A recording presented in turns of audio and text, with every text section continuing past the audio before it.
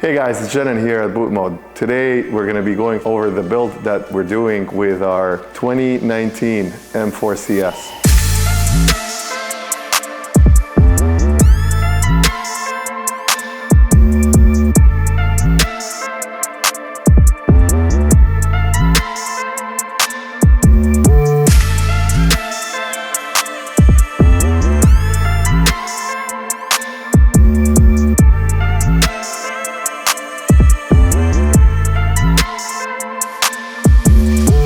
Past while, this car has been used for software development for custom ROM S55 features. We're doing the V2 version of the custom ROM. In the meantime, we've added a number of features to support large single turbo builds or conversions where you basically run one turbo instead of two. And what that involves is basically ability to move the primary O2 sensors into the downpipe.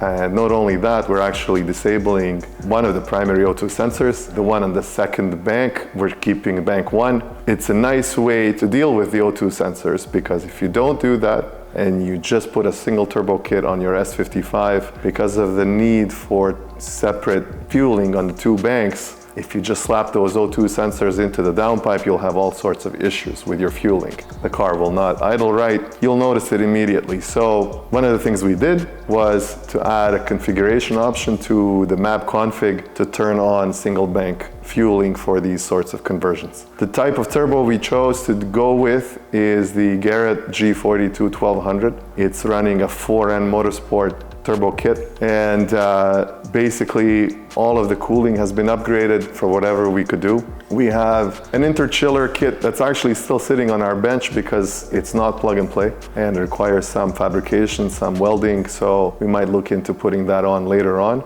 But for now, we have a D088 top mount intercooler. We have D08 front heat exchanger. The transmission has been built. We put in the SSP clutches. I believe it's the SSP-R kit. And we have done the rear axles, which are typically a failure point on a lot of these cars. If you're drag racing, if you're launching, the shock basically off the launch takes a toll on the rear axles and they tend to snap. BMW leaves a groove in them near the differential where they actually want this axle to break instead of having damage to your differential. So now that that's upgraded, we'll see what happens with the diff. We may need to change that out. The drive shaft on this car comes carbon from the factory, so we've left that alone for now. It'll see a bunch of launching, so we'll see what will break, and we'll deal with that when the time comes. In terms of the engine was built before we moved into our new facility, so that's been about a year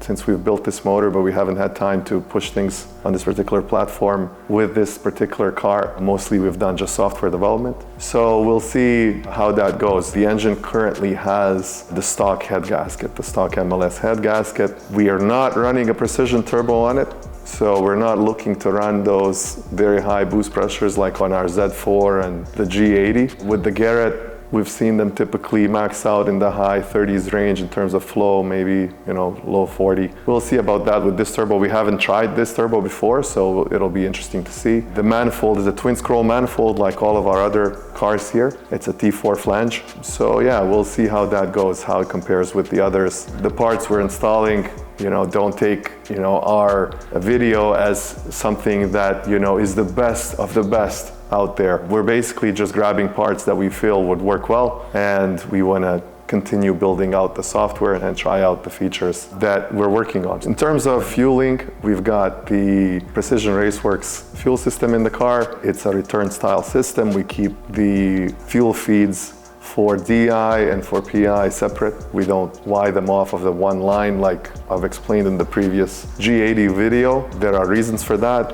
and if there are any questions about it, we can discuss it. Drop the comments in the feed below. But basically, two systems, DI and PI, we keep them fully separated, and PI is a regulated system with a fuel pressure regulator, so any extra flow out of the fuel pump that doesn't basically get pushed into the motor through the injectors, it'll come back to the tank. So there's a return line from the regulator back. The PI fuel system is actually running on top of the Evolution of Speed intake manifold. We got this a while back from Mike, so We're hoping to see some nice cooling there, and I think the injectors right now in the car are the ID 1700s. In terms of the control for port injection, for the max solenoid that's running the turbo, we're using our Rev2 board. The software that's controlling it is on the DME side. It's our custom ROM V2 that's in development, and we'll see how all of this plays out very soon.